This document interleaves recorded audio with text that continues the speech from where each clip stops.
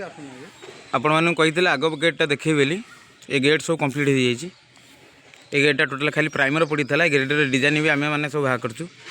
आउर ये पाचेरी काम सब अच्छी से जो आप देखुं स्वर्ण क्षेत्र लिखाई से भी काम हम से टोटाल से एंटाटा भी काम हम जाओ। आज मो बड़ भाई आसिक पहुँचने आर्ट काम साहय देखुनी करवाऊ एक गोटे कालिया भाई भी अच्छा बहुत किसी साहय कर मिनिममटा भाई कालिया भाई आमर एठिक कंटिन्यू केते जन लेखा पिला डेली आसते डेली 8 जन 10 जन पिला आसते 8 जन 10 जन पिला आसते ठीक ठाक काम करते तो काम ओके काम करते काम ये नहीं कि कलर काम सरोज बाबू।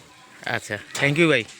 आउ हेमंत बाबू जी आमर रही सेकर मेन मुख्य उपर नाटा कहीं प्रकाश कलेनि यहाँ भूल धारणा